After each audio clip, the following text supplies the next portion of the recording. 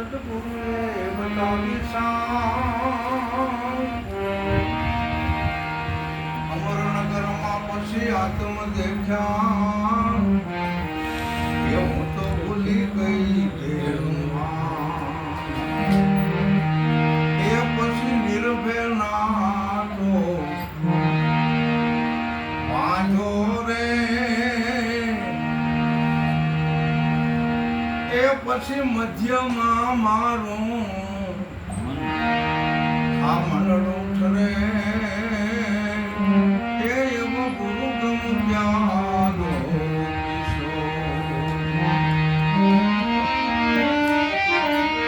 પીસો રે એ દી પીસો ત્યારે ખબર પડે એ એવું અભે પદને અભય પદ સદગુરુ સિવાય કોઈ આપી નથી પણ વચન અખાડામાં રહેવાનું જે વચન થકી બ્રહ્માએ સૃષ્ટિ ઉત્પન્ન કરી છે જે વચન થકી પૃથ્વી ઠેરાણી છે સૂર્ય ચંદ્ર વચનથી છે વચનથી આપણે છીએ અને એમાં સદગુરુ મળ્યા પછી તો વચનનો ઉપદેશ આપે છે જે વચને વર્યા એ વિશ્વથી ન્યારા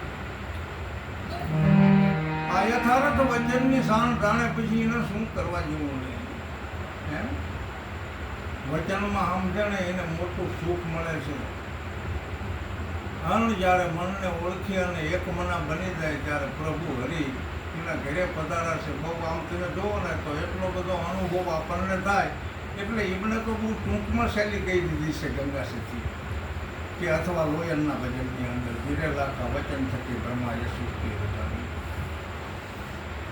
હવે એ જે વચનની વાતો છે એ અખાડાની હું વાત કરું છું કે સદગુરુ મળ્યા પછી તો સદગુરુના વચનમાં રહેવું પડશે ને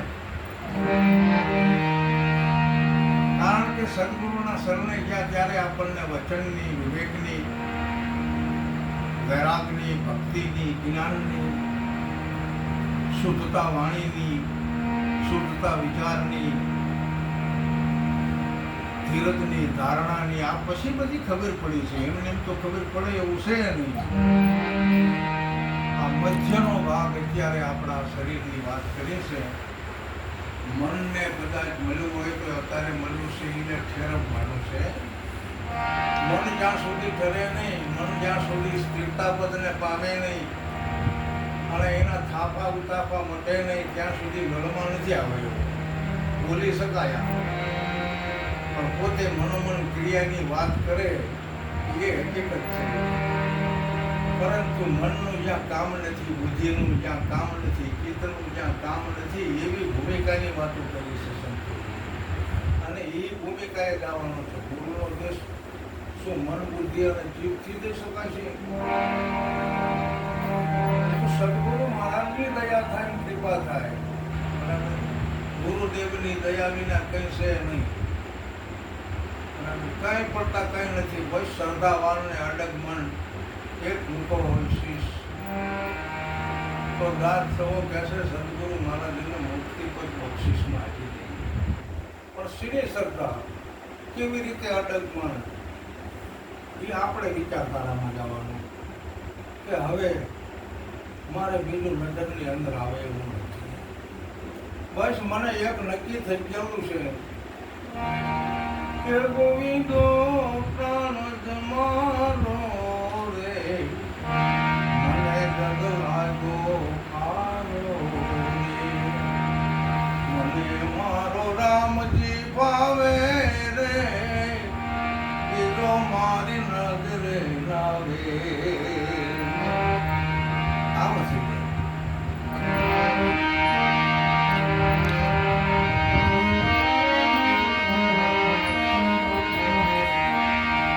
પશ્ચિમ ખડકીમાં મેં ગાદી જોયું ભાઈ ત્યાં તો ધળહળતી ઝળકે જોને જો ચંદ્રભાન જાવ ઉતરીને આવે માટે ગગન મંડળમાં શરીર ગો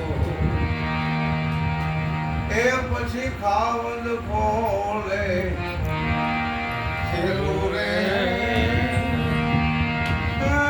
સુરગાધેની શબ્દ રે વરણે કે એમ ગુરુગમ પ્યારો.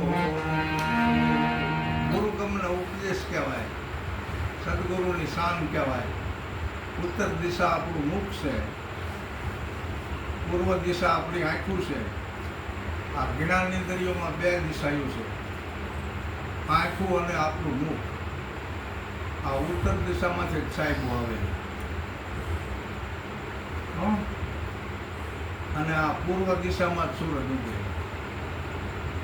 આ પૂર્વ અને ઉત્તર દિશા આપણી કાયામાં આપી છે જ્ઞાનેન્દ્રિયોમાં, અને કર્મ ઇન્દ્રિયો